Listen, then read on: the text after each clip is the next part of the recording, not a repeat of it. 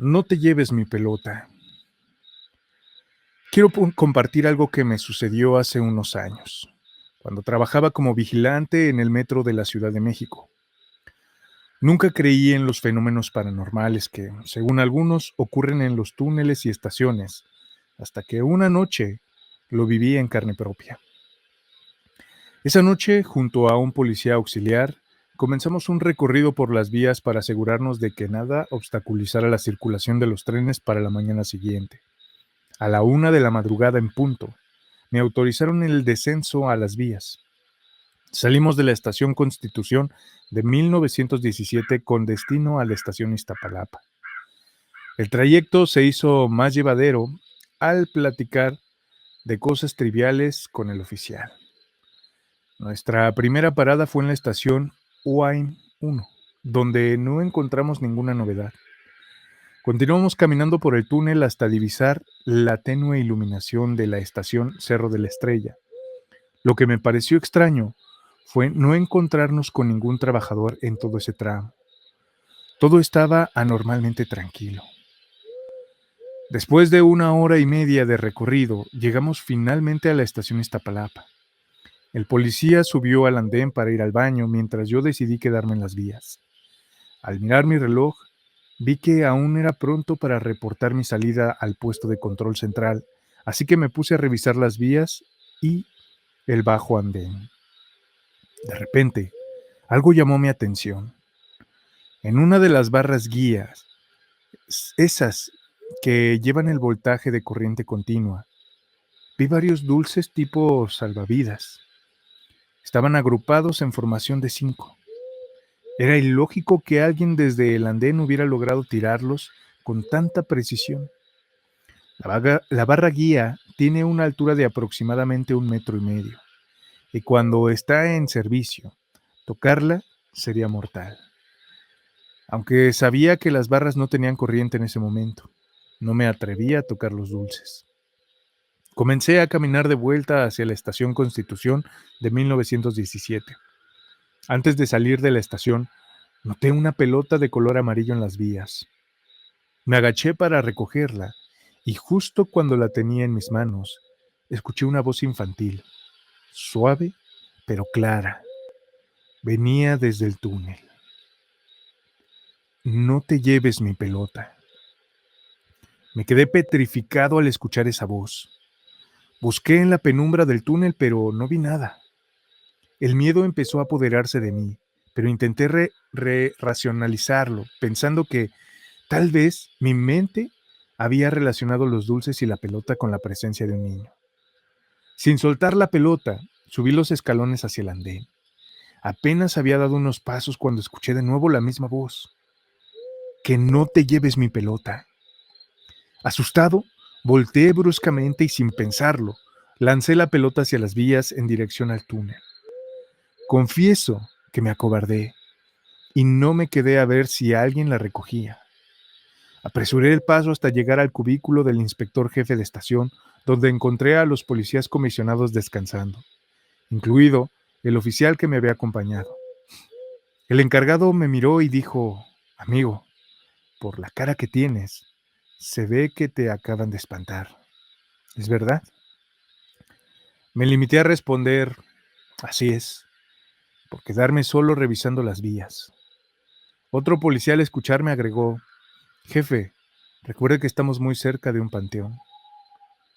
No les conté nada de los dulces en la barra guía, ni de la pelota, ni de la voz de la niña.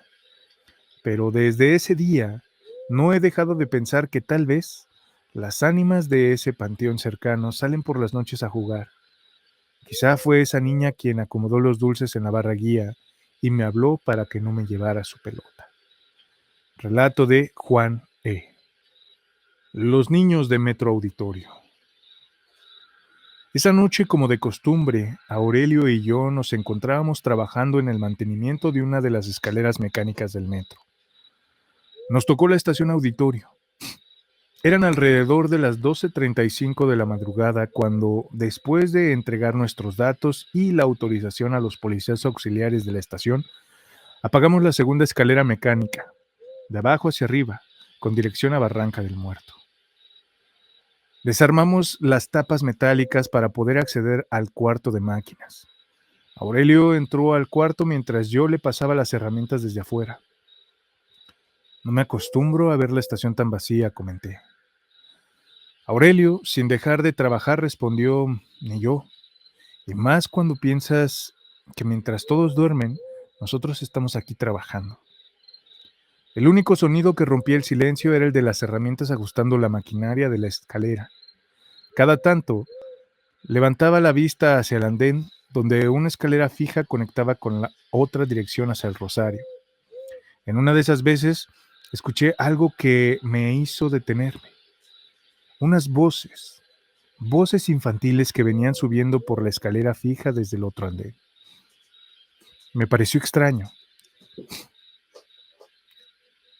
sobre todo que alguien estuviera en la estación a esa hora. Miré mi reloj, eran casi la 1 de la madrugada. Entonces vi algo que me dejó frío. Un niño y una niña de unos 6 años venían bajando la escalera agarrados de la mano. Llevaban ropa negra, el cabello desaliñado y sus rostros estaban cubiertos de mugre. Aurelio, asómate, mira eso, unos niños vienen para acá a esta hora. Aurelio se asomó en silencio y los vio también. Los niños ya estaban a pocos metros de nosotros. Niños, ¿qué hacen aquí? Ya deberían de estar durmiendo. ¿Dónde están sus padres? No se acerquen aquí que se pueden lastimar.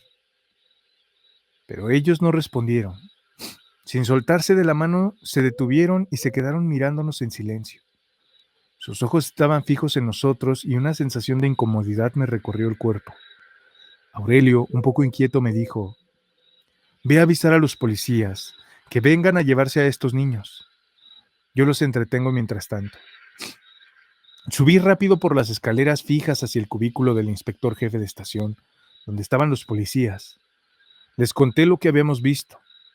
Los policías me miraron extrañados ya que ellos habían revisado toda la estación al final del servicio y no habían encontrado a nadie. Me acompañaron de regreso al lugar donde estábamos trabajando. Cuando llegamos, no había ni rastro de los niños, y tampoco de Aurelio. Alarmados, los policías y yo comenzamos a buscarlos por el andén. Finalmente, lo encontramos tirado en el suelo, desmayado y con el rostro cubierto de arañazos. Tardó unos minutos en despertar. Cuando lo hizo, temblaba de miedo y lo primero que hizo fue cubrirse el rostro con las manos. Aún tembloroso y con los ojos llenos de terror nos miró y nos dijo casi susurrando, esos no eran niños, era el diablo. Relato de Ramón R. La dama de negro en Mixcoac. Lo siguiente que les contaré me pasó hace años, cuando asistí a un concierto de rock en la Arena Ciudad de México. Fue en 1999 y todo estuvo increíble. El evento fue tranquilo, sin robos ni problemas, lo cual era raro para la época.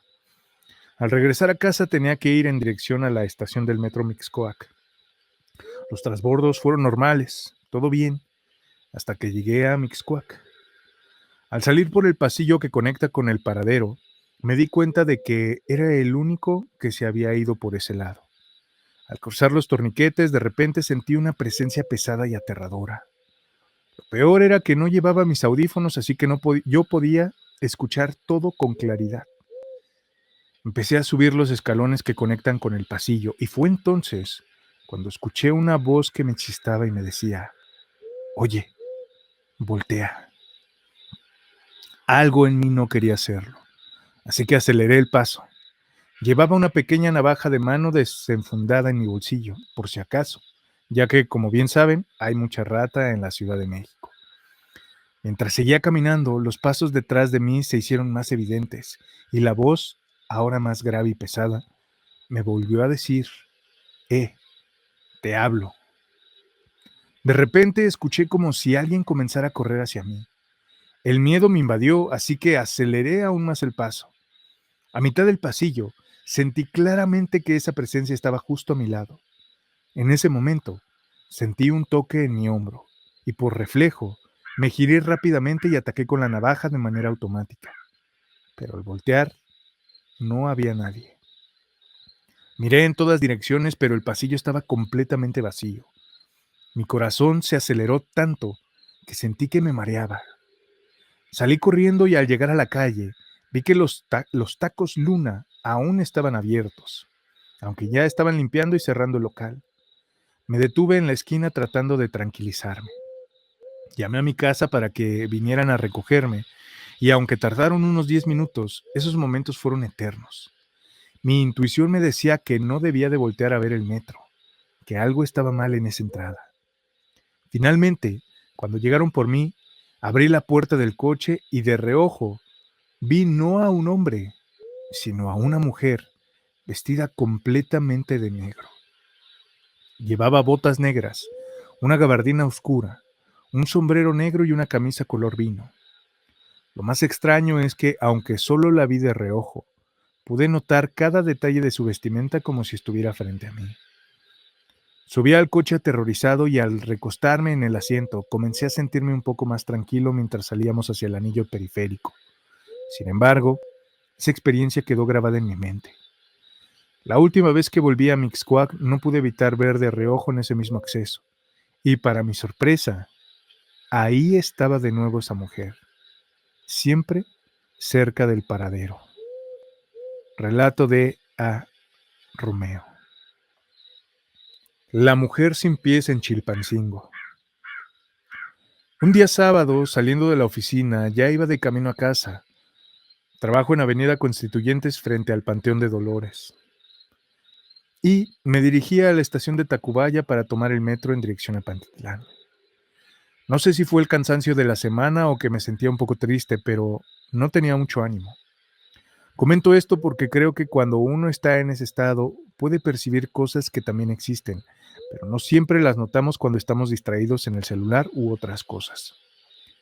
El caso es que al llegar a la estación Chilpancingo, el metro se detuvo y por la ventanilla de la puerta vi a una mujer parada junto a la columna que da hacia la escalera eléctrica. Estaba de frente al andén, con la cabeza gacha y el cabello cubriéndole la cara. Vestía una especie de bata blanca con encaje en las mangas y al final del vestido. Al observarla mejor, me di cuenta de algo que me heló la sangre. No tenía pies. En ese momento, comencé a sentir una extraña sensación como cuando se te sube el muerto. Un zumbido en el oído y una pesadez que me hizo estremecer. Volté a verla de nuevo y noté que empezaba a levantar el rostro hacia mí. Fue entonces cuando una compañera del trabajo que iba junto a mí me jaló para que pusiera atención a lo que me estaba platicando, lo cual, dicho sea de paso, no creo que fuera importante.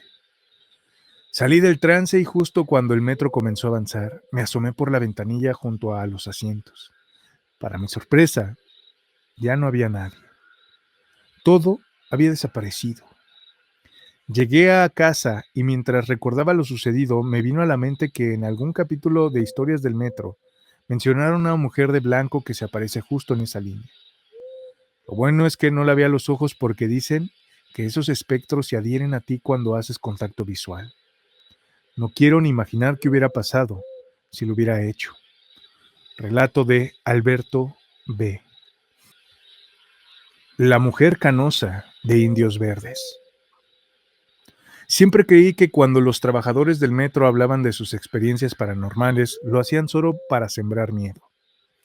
A pesar de lo que viví una noche en la estación de Indios Verdes, sigo siendo escéptico, aunque no puedo negar lo extraño de esa experiencia. Los policías bancarios que cubrían esa estación solían contarme sobre una mujer de cabello cano, rostro de anciana y un vestido blanco. Decían que al término del servicio, esta mujer bajaba del andén de llegadas.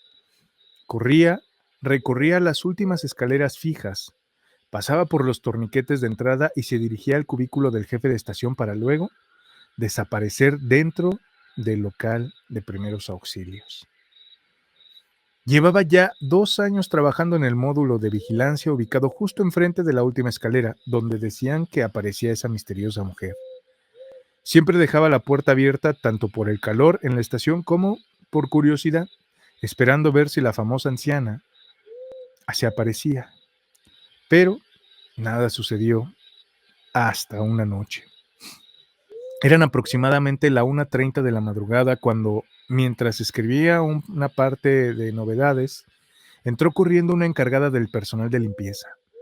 Estaba visiblemente alterada y me dijo que uno de sus trabajadores estaba teniendo un ataque epiléptico y necesitaba ayuda. ¿En qué andén está?, le pregunté. A la mitad del andén de salida, me contestó.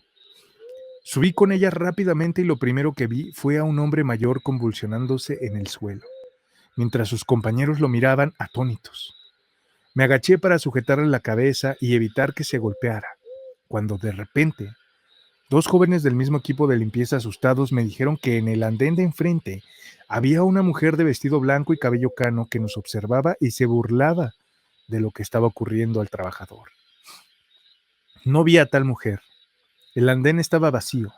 Los jóvenes aterrorizados bajaron corriendo, dejando a la encargada y a mí solos con el trabajador, que poco a poco comenzó a calmarse después del ataque. Cuando el hombre se sentó, miró al andén de enfrente con ojos llenos de pánico y dijo: ahí está, viene por mí, no dejen que me lleve. Una vez más, miré en esa dirección y no vi nada. Eso me molestó y frustrado grité al aire: lárgate de aquí, vete a espantar a otra parte y deja que la gente trabaje. Nadie te está molestando. El trabajador, ahora más tranquilo, me dijo que la mujer ya no estaba. Regresé al módulo de vigilancia para seguir con mi trabajo, pero el incidente seguía dando vueltas en mi cabeza. Pensaba en el ataque del trabajador, en el miedo de los jóvenes y en los relatos de los policías bancarios. No podía dejar de preguntarme dos cosas. ¿Era psicosis colectiva? ¿O quizás soy ciego para no poder haber visto ni percibido algo paranormal? Hasta el día de hoy sigo con esa duda, pero de algo estoy seguro. Esa noche sentí un miedo profundo y un frío inexplicable cuando decían que la mujer estaba ahí. Relato de José E. El niño fantasma en Buenavista. Yo trabajaba en el centro histórico y la línea del metro que usaba para llegar al trabajo era la B, la que va de Ciudad Azteca a Buenavista. Mi turno era intermedio. Salía de trabajar a las 7 p.m., justo a la hora pico. Para asegurarme un lugar, ya fuera sentada o de pie, lo que hacía era irme hasta Buenavista, ya que yo bajaba en Ciudad Azteca. Un día pedí salir un poco más temprano y me encontraba en Buenavista alrededor de las 6 o 6:30 p.m. Había muchísima gente y logré colarme casi hasta enfrente, justo donde se encuentra la línea límite entre el pasillo y las vías del metro. Estábamos esperando a que el tren cambiara de carril para poder abordarlo, y no sé por qué, pero me dio por asomarme un poco para ver si el metro se iba a seguir por el túnel o si cambiaría de carril. Fue entonces cuando lo vi. Del otro lado del carril, donde estaba el túnel, había un niño de entre 8 y 10 años. Estaba asomado a las vías, corriendo de un lado a otro, como si buscara a alguien. El metro ya estaba cambiando de carril, su avance era lento y de repente el niño se lanzó a las vías y corrió de un extremo al otro, justo hacia donde yo me encontraba. Lo primero que pensé fue en maldecir. Había tenido un día de trabajo pesado, estaba fastidiada y no estaba pensando bien en lo que estaba presenciando. Creí que el servicio se detendría por el acto del niño, pero el metro continuó avanzando como si nada, y el niño logró subirse del otro lado antes de que el tren lo golpeara. Lo perdí de vista entre la multitud. Cuando me subí al vagón comencé a analizar lo que había sucedido y me pareció increíble. Nadie reaccionó cuando el niño se arrojó a las vías. Todo el mundo seguía en sus asuntos cuando lo normal hubiera sido que alguien gritara o se horrorizara. Además, el niño no parecía afectado por la caída, y se supone que las vías pueden dar una descarga eléctrica si toca ciertas partes. También fue extraño que el metro no se detuviera a pesar de haber pasado tan cerca de él. Me quedé muy confundida sin saber exactamente qué acababa de presenciar. Al llegar a casa, publiqué el suceso en mi perfil de Facebook. Para mi sorpresa, algunos amigos que viven por la zona me contaron que también han visto al niño. Dicen que murió al caer en las vías del metro hace algún tiempo y que su espíritu vaga por ahí, corriendo entre los pasillos y las vías. Después de ese día, nunca más volví a ver al niño fantasma. No sé si alguien más lo ha visto en esa estación o conoce la historia de su triste fallecimiento, pero desde entonces, cada vez que paso por Buenavista, no puedo evitar recordar ese momento tan extraño y escalofriante. Relato anónimo. Las 8 sombras de Tacubaya. Soy pintor de brocha gorda. Un día me encontraba listo para pintar el muro de un templo evangélico en esa. Era sábado por la tarde y tenía que dejar todo listo ese mismo día, porque al día siguiente temprano tenían una reunión. Me llevé a mi esposa y después de trabajar todo el día, terminé alrededor de las 11 de la noche. Salimos y tomamos una combi que nos dejó en el metro Tepalcates, en la línea A, la que va de Pantitlán a La Paz. Llegamos a Pantitlán cerca de la medianoche y los policías que estaban ahí nos advirtieron que ese sería el último tren y que ya no habría más salidas. Todos corrimos a la línea 9, la Café, y el trayecto transcurrió con normalidad. Sin embargo, al llegar a Centro Médico, en el vagón solo quedábamos mi esposa, una joven y yo.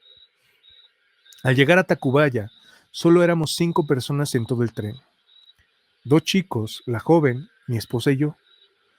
Nos encaminamos a la salida, pero cuando llegamos, la puerta ya estaba cerrada. El único policía que estaba ahí nos dijo que fuéramos a otra salida porque él no tenía llaves para abrirnos. Nos dirigimos a la salida de la línea 7, la naranja, pero nos dieron la misma respuesta. Vayan a la salida de la línea 1, la rosa. Empezamos a cansarnos de dar vueltas sin sentido, y el cansancio mezclado con el frío del metro nos ponía nerviosos. Caminábamos por los pasillos oscuros, sintiendo el silencio opresivo y un frío que calaba hasta los huesos. Finalmente, subiendo las escaleras hacia el andén de la línea 1, vimos una sombra. La chica que venía con nosotros gritó de miedo, lo que nos puso a todos en alerta. Afortunadamente, era un policía haciendo su rondín. Nos preguntó qué hacíamos ahí a esas horas, ya que eran cerca de la 1 de la mañana. Le contamos todo lo que habíamos vivido y él se ofreció a guiarnos hacia una salida. Mientras se comunicaba por la radio con otro policía, escuchamos cómo le decía: tengo 5 personas aquí, pero su compañero le respondió con un tono preocupado: ¿5? Si por el monitor estoy viendo 8 personas. Cuando llegamos con el otro policía nos preguntó extrañado: ¿dónde están las otras 3 personas que venían con ustedes? Nos quedamos mirándolo, confundidos. ¿Qué otras 3 personas? Solo somos nosotros 5, le dijimos. El primer policía intervino, reafirmando: no, colega, solo son ellos los que venían conmigo. Pero el otro insistió: no, yo vi a 8. ¿Dónde están los 2 viejitos y el niño? Mi esposa y yo nos miramos aterrados. ¿Qué viejitos? ¿Qué niño? Solo nosotros respondimos. El primer policía, con una expresión tensa, le dijo al otro: ya ábreles y que se vayan. Ya sabes que no es la primera vez que pasa algo así. Nos apresuramos a salir y nosotros solo queríamos irnos lo más rápido posible. A la salida cada uno tomó su camino y esa experiencia nos dejó con un miedo que tardaríamos en olvidar. Relato de Mario L. Los difuntos del metro de Monterrey. Quiero compartir algo que me pasó hace aproximadamente un año en el metro subterráneo de Monterrey. Era una tarde de entre semana cuando mi novio y yo decidimos subirnos al metro en la estación Zaragoza. Íbamos emocionados porque nunca habíamos usado el metro subterráneo, solo el exterior. Nos subimos al último vagón con la intención de ver por la ventana, aunque claro, no se veía nada, todo estaba completamente oscuro. Mientras el metro estaba dando una vuelta en su recorrido, de repente vimos algo que nos dejó helados. Era una mujer con un vestido blanco, pero se veía de alguna manera inexplicable, fantasmal. Grité del susto y cuando volteé a ver a mi novio me di cuenta de que él también la había visto. Tenía la cara llena de terror. Nos bajamos en la estación San Nicolás y decidimos contarle lo sucedido a un vigilante. Él, sin sorprenderse, nos dijo que varias personas han contado cosas similares y que algunos de sus compañeros también han visto cosas extrañas, aunque prefieren no decir nada. Según él, se acostumbran a esas apariciones. El vigilante también nos contó algo aterrador. Nos dijo que durante la construcción del metro falleció mucha gente. En la estación Cuauhtémoc incluso enterraron a algunos trabajadores. Lo más escalofriante es que estaban con vida. Al parecer, por las noches algunos se quedaban bebiendo y jugando a las cartas, y al no despertar a tiempo, nadie les avisaba que debían de salir. Desafortunadamente fueron enterrados vivos sin que nadie se diera cuenta. Ese día, el miedo me invadió por completo y me sentí rara todo el tiempo. Nunca antes había vivido algo así. Relato anónimo. Verónica. Soy de Monterrey y lo que me pasó hace poco aún no sé cómo interpretarlo. Todo comenzó cuando, por protocolo de un empleo, me enviaron a la estación Félix U. Gómez para el chequeo ocular. Todo salió bien, por cierto. Al regresar, decidí ahorrar unos pesos usando el metro y luego el Transmetro. Imprudentemente saqué mi celular y me puse los audífonos. Al bajar mis manos, de repente sentí que unas manos tomaban las mías. Era una chica, tal vez de unos 16 o 18 años, que simplemente me sonreía. Sonrojado le pregunté su nombre. Verónica, me respondió. Como buen caballero, decidí acompañarla hasta la estación. Después de platicar durante un buen rato, ella me miró con una sonrisa y me dijo, quédate conmigo. Acepté, pensando que quería que la acompañara hasta que llegara el metro o algo parecido. Pero entonces, con una sonrisa más extraña, agregó, no estaré sola, nunca más. Me dio un beso en la mejilla justo cuando llegó el metro. Subimos juntos, pero noté que desde Félix Gómez hasta la estación Exposición, ella se veía cada vez más nerviosa. Mientras tanto, las advertencias de mis padres retumbaban en mi cabeza. Cuídate de los asaltos. A veces usan atractivos visuales para que los incautos caigan. Me reí por dentro, pensando en lo acertados que siempre son mis padres. Pero sentí que esto era diferente. Nada de lo que me hubiera dicho me hubiera preparado para lo que estaba por venir. Al bajar para esperar el Transmetro, ella me miró con tristeza y dijo, creí que te quedarías conmigo. Le respondí algo confundido, lo hice, ¿no? Llegamos hasta aquí. ¿Hacia dónde vas? Quizá te acompañe más tiempo. Con lágrimas en los ojos me contestó, yo no abandono las estaciones. De pronto, una oleada de personas apareció.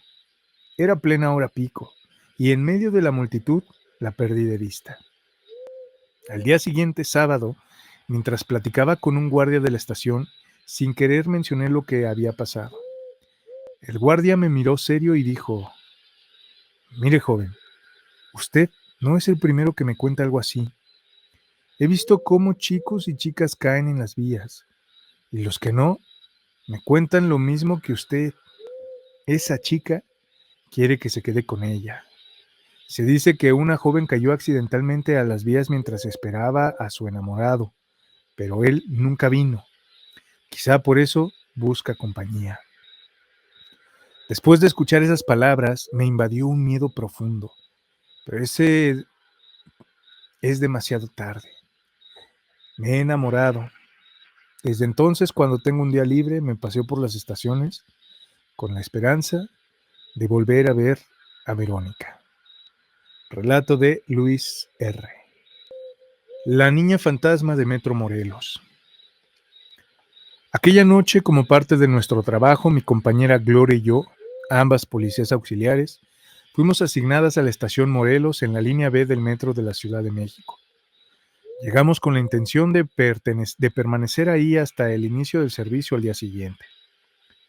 Después de descender del tren, recorrimos el andén y subimos por las escaleras fijas hacia el área de torniquetes, donde Rosario, la encargada de estación, ya nos esperaba.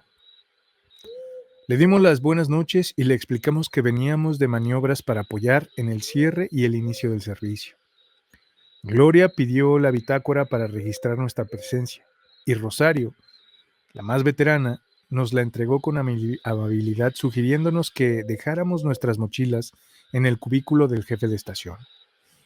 Ya en el andén, después de platicar un rato de cosas triviales, vimos cómo el último tren con destino a Ciudad Azteca se marchaba. Solo quedaba esperar el último tren hacia Buenavista. Minutos después el tren llegó y al abrirse las puertas, algo llamó mi atención. «Mira esa niña que acaba de bajar», le dije a Gloria, señalando a una pequeña de vestido blanco y zapatos negros que caminaba hacia nosotras. «¿Cuál niña? No veo a nadie», me respondió confundida. La miré extrañada. «La niña que está justo ahí, caminando hacia nosotras», insistí. Gloria, visiblemente incómoda, miró alrededor pero no veía nada. «Me estás vacilando, ¿no? Ahí no hay nadie. El andén está vacío, solo estamos nosotras». «Está pasando junto a nosotras», insistí ya preocupada. Gloria, frustrada, pensó que estaba tratando de asustarla, pero yo no podía ignorar lo que veía. «Ya va subiendo las escaleras», le dije. «Voy a alcanzarla y decirle que no debe andar sola, y menos a estas horas». Mientras me dirigía hacia las escaleras, dejé a Gloria sola en el andén. Según me contó después, empezó a sentirse observada y al voltear vio a otro policía en el andén opuesto. Él le pidió que le avisara a la encargada que ya había cerrado el acceso. Gloria subió los escalones con nerviosismo, sintiendo los pies pesados y los nervios a flor de piel. Al llegar a los torniquetes, encontró a Rosario escribiendo en la bitácora, pero no me vio por ningún lado. El compañero del otro andén me dijo que ya cerró el acceso, le informó Gloria. «Gracias», respondió Rosario sin levantar la mirada. «¿Y Sandra? ¿Dónde está?», preguntó Gloria, todavía desconcertada. «Entró al baño», le contestó Rosario. Gloria suspiró aliviada. «Gracias a Dios. Por un momento pensé que había salido a la calle siguiendo a la niña». Rosario levantó la vista, seria, y le dijo: «No, la niña no salió, está junto a ti y no ha dejado de mirarte desde que subiste del andén». Gloria se quedó helada. «Como broma ya estuvo, Rosario. No veo a ninguna niña», dijo con la voz temblorosa. En ese momento salí del baño y el ruido de la puerta al abrirse hizo que Gloria soltara un grito de terror. «Tranquila, mujer, ¿qué te pasa?», le pregunté. Con las manos cubriéndose el rostro y sollozando, Gloria respondió: «Tú y la encargada me han asustado con eso de la niña». Rosario intervino entonces, seria pero comprensiva. «Compañera, pensé que eras como Sandra y como yo, que podías ver cosas que otros no pueden». Gloria nos miró con miedo y confusión. «Yo tengo la culpa», le dije. «Debí quedarme callada, pero no quiero que sepas que esa niña, la que tú no puedes ver, nos ha estado observando todo el tiempo. Me dijo que no tengas miedo, que siempre he estado a tu lado cuidándote, porque es tu hermana». Rosario asintió. «Así es, compañera. Nosotras podemos ver cosas que otros no, pero no te asustes. Aprende a convivir tanto con el mundo de los vivos como el de los muertos». Gloria, todavía temblando, intentó calmarse.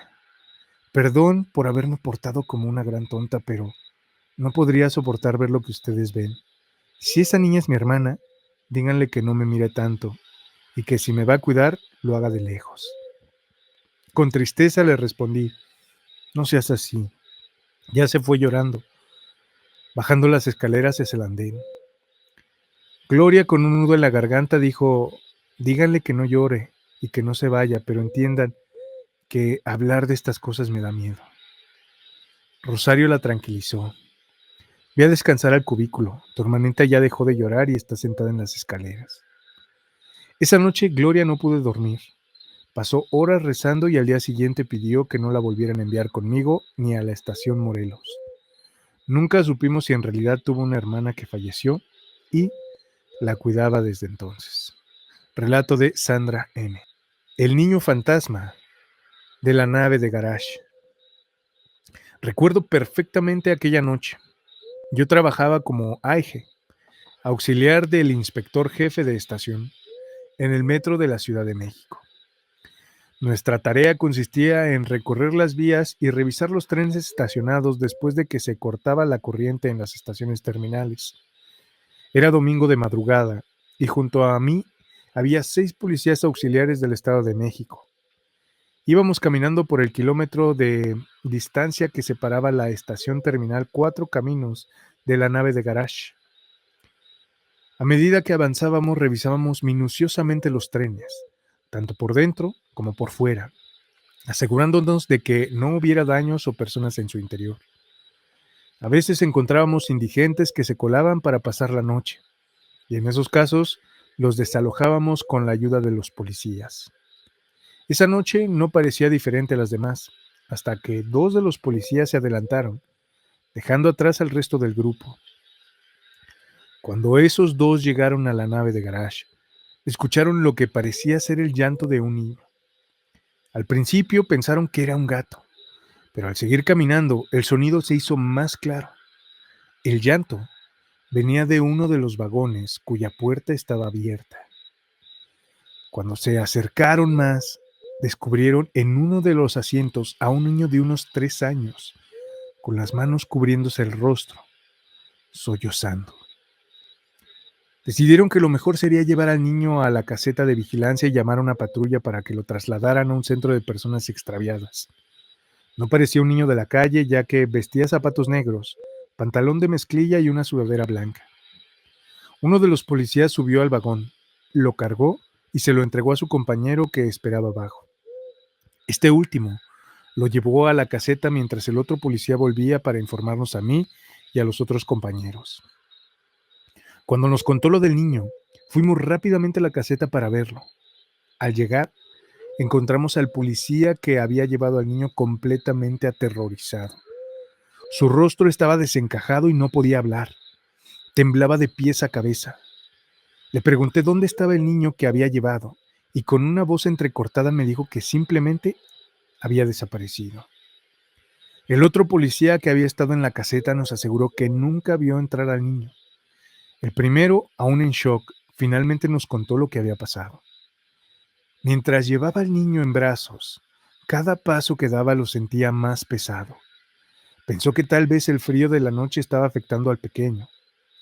Cuando ya estaba cerca de la salida de la nave, decidió poner al niño en el suelo y pedirle que le diera la mano. Fue en ese momento cuando sintió algo extraño. La mano del niño estaba helada, pero no le dio mucha importancia. Sin embargo, a pocos metros de la salida, sintió que el niño había desaparecido.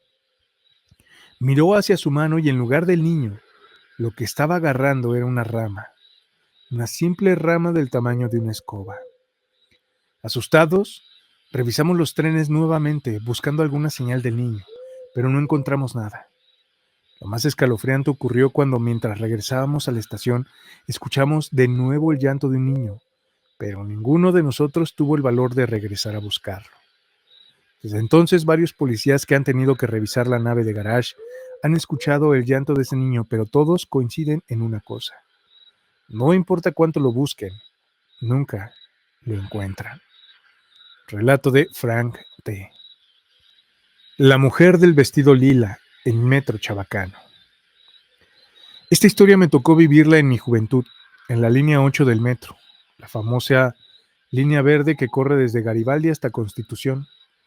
Lo que voy a contarles también ha sucedido a otras personas y es casi una leyenda aquí en Ciudad de México.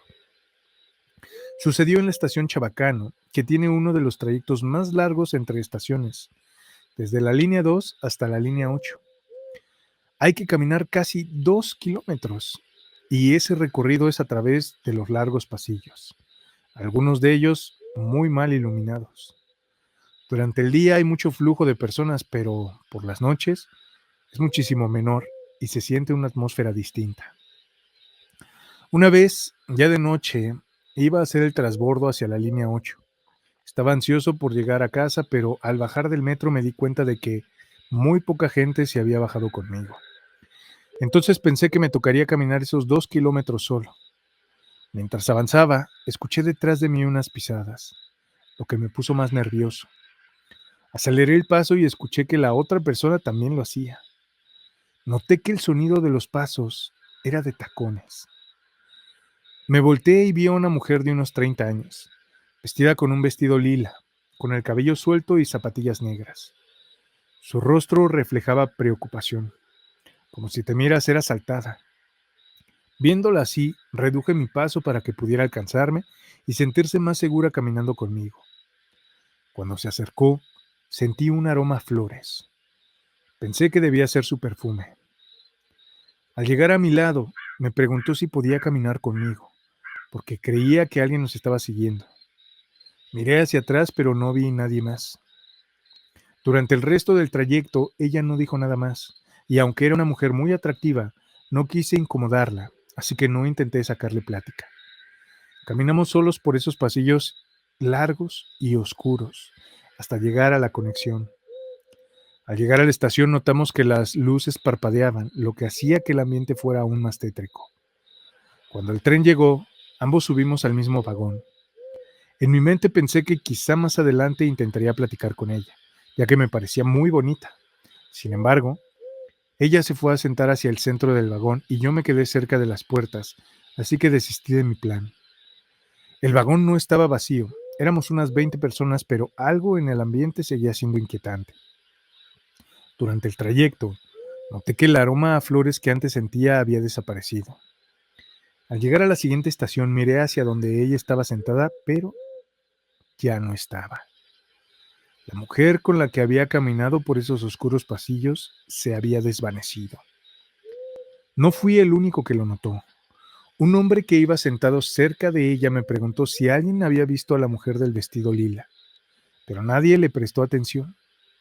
Antes de bajarse, 2 estaciones más adelante, se acercó a mí y me dijo en voz baja: «Oye, amigo, tú también la viste, ¿verdad?».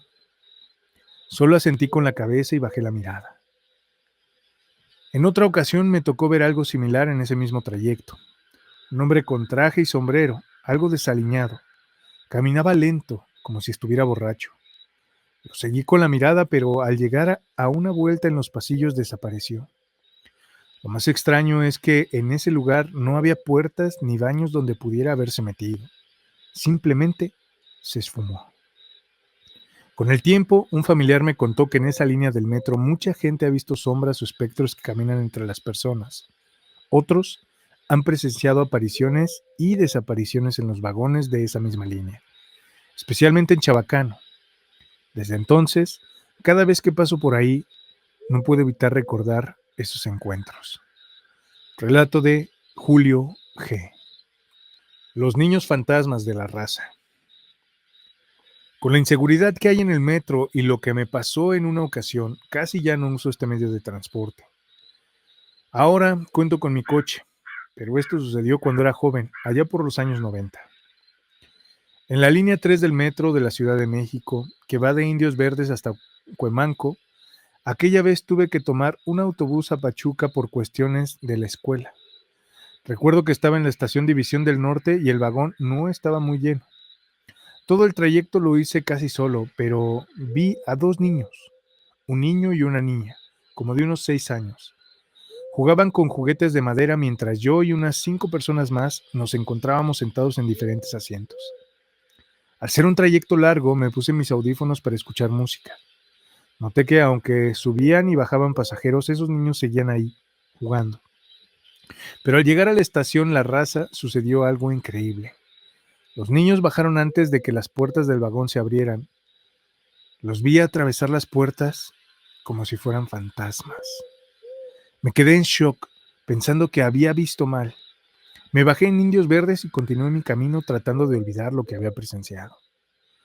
Ese día pasé todo el día en Pachuca y de regreso ya no me acordaba de los niños, pero cuando el metro se detuvo nuevamente en La Raza, por la noche, abordó mucha gente.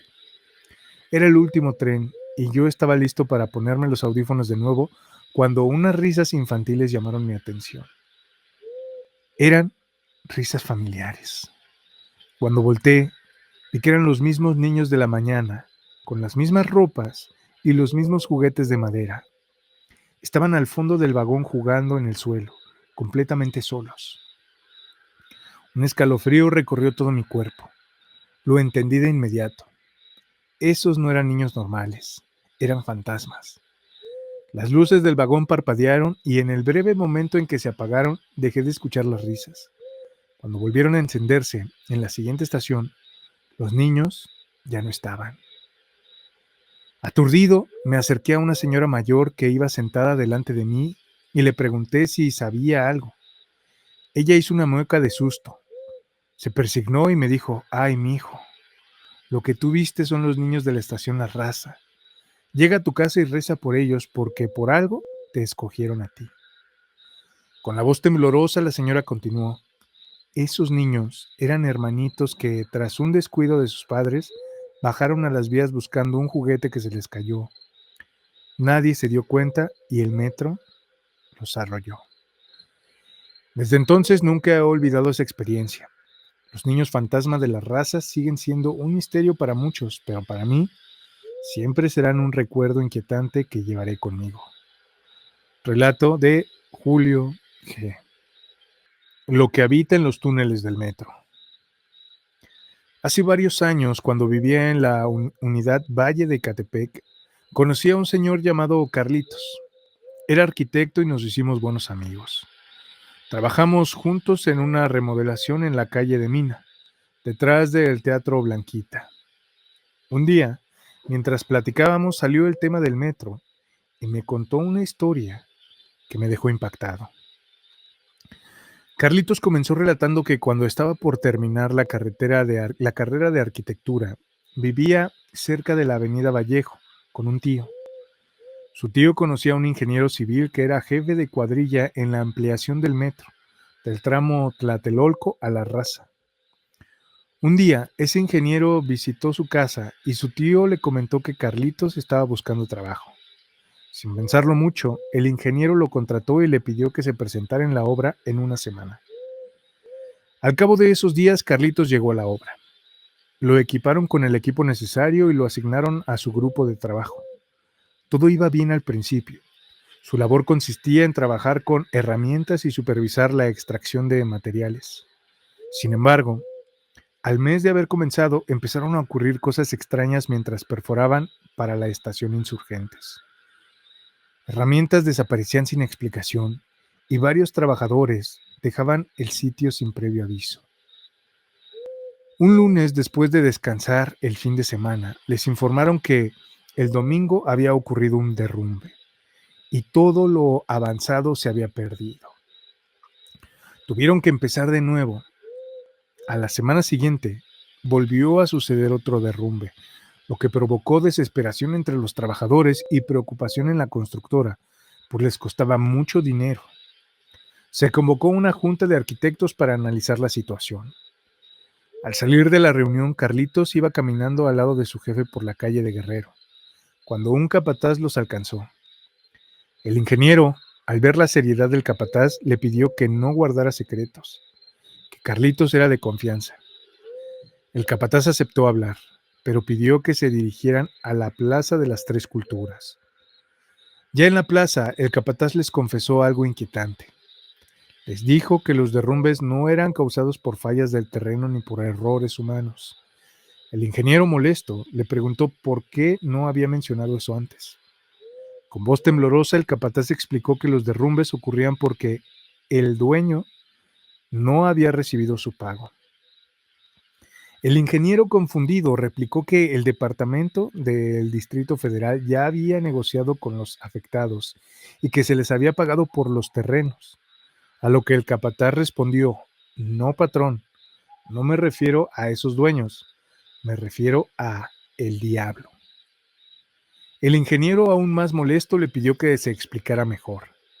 El capataz le dijo que el diablo estaba exigiendo su cuota para permitirles avanzar con la obra.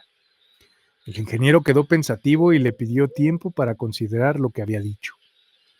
Más tarde, esa misma noche, Carlitos fue convocado de nuevo.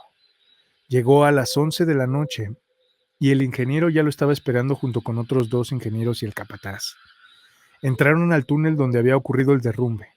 Al llegar al lugar, el capataz se arrodilló frente al muro de tierra y comenzó a murmurar en voz baja.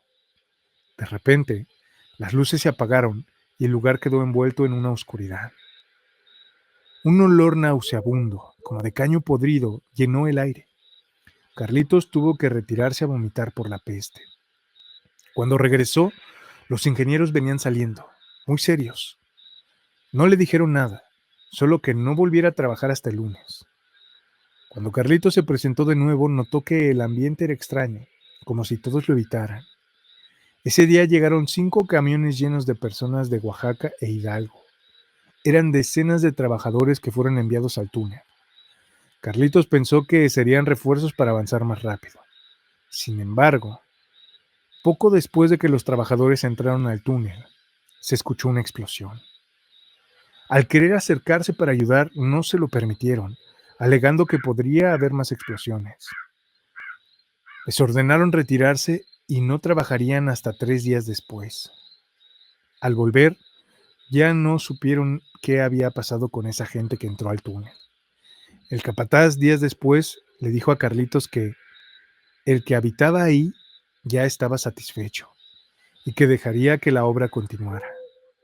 También le contó otras cosas horribles que Carlitos prefería no recordar, pero que le dieron tanto miedo que renunció inmediatamente. Finalmente supo que la obra se terminó sin más problemas y que lograron avanzar hasta la estación La Raza. Carlitos concluyó su relato diciendo que, después de esa experiencia, las historias y leyendas de terror en el metro de la Ciudad de México no le causaban tanto miedo, sino más bien una profunda tristeza por la cantidad de personas que fallecieron en esos túneles. Relato de Alejandro M. El hombre de las uñas amarillentas. Hace como 15 años trabajé como guardia de seguridad en el Museo Sumaya, en Plaza Carso. No teníamos un horario fijo de salida, solo de entrada, lo que significaba que a veces salía muy tarde del trabajo. Esa noche terminé tarde y tomé un taxi hasta la estación del metro San Joaquín. Al ver el reloj me di cuenta de que eran casi las 11:40. Corrí para alcanzar el metro, porque tenía que hacer transbordo en el Rosario, y luego en 18 de marzo, para llegar a mi casa. Lo que más me preocupaba era la delincuencia a esa hora, pero así de pesado era mi trabajo. El tren no tardó en llegar y para mi sorpresa estaba casi vacío. Me senté en un asiento individual y el tren comenzó a avanzar. Solo había 4 personas más en el vagón, 2 señoras de unos 50 años y 2 chicos vestidos como oficinistas. Todos dormían profundamente, con los ojos cerrados. Yo también cerré los míos, estaba muy cansada. Cuando llegamos a la estación Tacuba, solo subió una persona, un señor mayor vestido con un traje oscuro. El tren avanzó a la siguiente estación, pero se detuvo a la mitad del camino. Aunque tenía los ojos cerrados, algo me hizo abrirlos. Mantuve la cabeza agachada, pero lo primero que vi fueron unos zapatos, muy viejos, de un modelo antiguo. Los pantalones que llevaba eran de terciopelo, pero estaban desgastados, como si hubieran sido usados durante décadas. Lo más inquietante fue el olor, un hedor a viejo, a podrido. Sentí un escalofrío que me recorrió la espalda y comencé a sudar. Quise mirarlo, pero no me atreví. Solo levanté un poco la cabeza y vi su mano.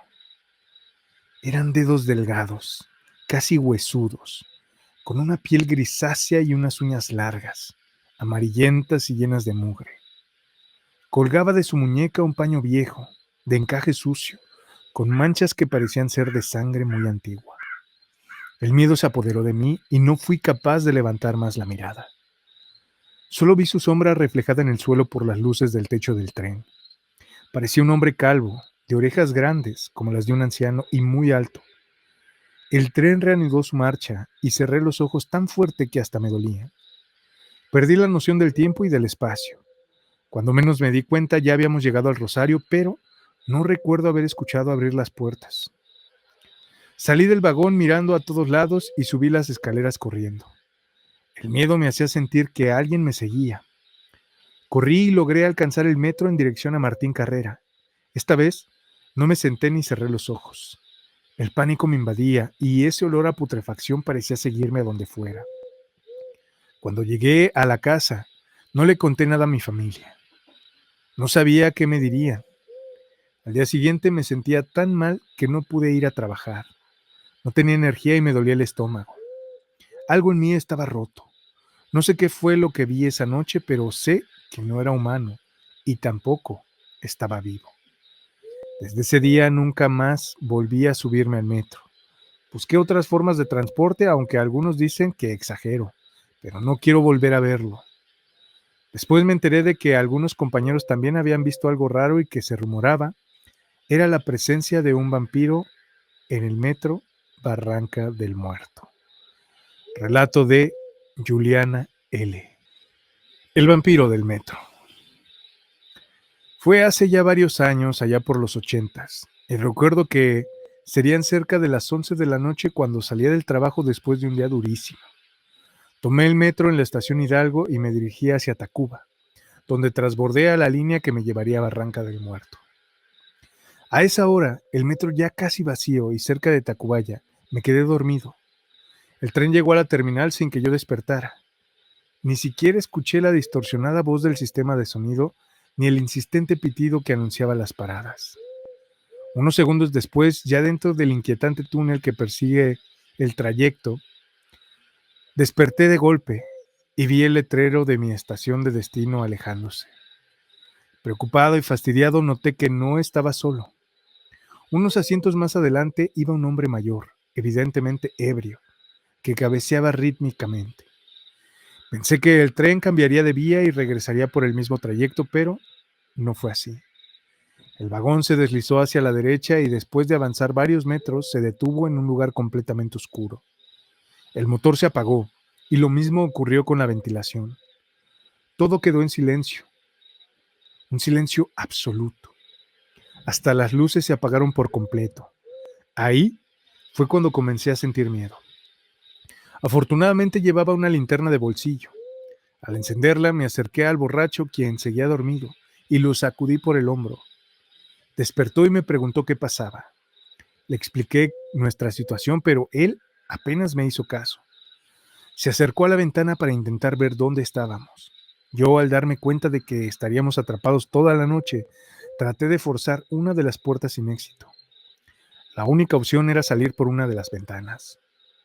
Justo cuando decidí hacer eso, escuché un ruido en el techo. Algo había caído encima del vagón y se movía lentamente. De repente, un fuerte golpe en el extremo opuesto me hizo dirigir la linterna hacia allá.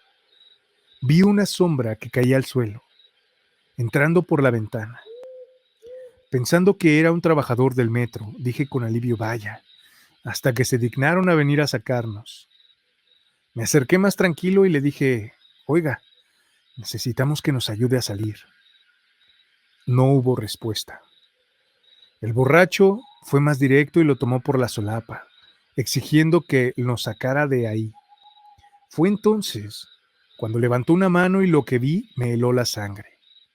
Su piel era blanca como la harina, delgada y con unas largas uñas amarillentas. Con un movimiento rápido, esa mano rasgó la garganta del borracho.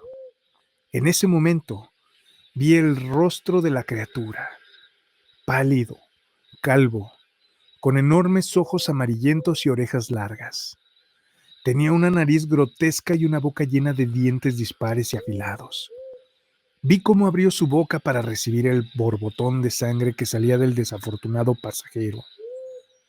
El olor nauseabundo que despedía esa cosa me hizo vomitar de inmediato. Apenas recuperado, escuché otro ruido metálico detrás de mí. Alguien más estaba entrando al vagón por otra ventana. No esperé un segundo más. Me lancé contra la criatura que estaba devorando al borracho. Lo derribé y corrí hacia la ventana por la que había entrado el primer intruso. Mientras huía, escuché el forcejeo detrás de mí, lo que me hizo acelerar aún más. Salté fuera del vagón y caí al suelo, logrando no lastimarme. Corrí como un loco hacia la luz que veía al final del túnel. Con cada paso, escuchaba un jadeo y un chillido penetrante detrás de mí. La luz de la estación se acercaba lentamente. Sentí que mi perseguidor se alejaba y decidí voltear. Quizá fue lo peor que pude hacer. Lo que vi fue a una criatura similar a la que había atacado al borracho, pero con una sonrisa horrible y una tez amarilla, como si fuera un limón. Con suerte, un tren se acercaba en mi dirección, lo que me permitió escapar corriendo por el túnel hasta alcanzar la estación. Apenas llegué al andén, sentí un zarpazo en la pantorrilla que, aunque no me detuvo, me dejó una dolorosa infección que tardó semanas en curarse.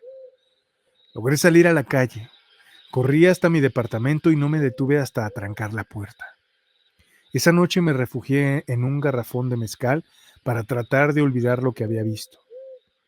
Después de todo esto, entendí por qué en los talleres del metro limpian tan a fondo los vagones cada mañana.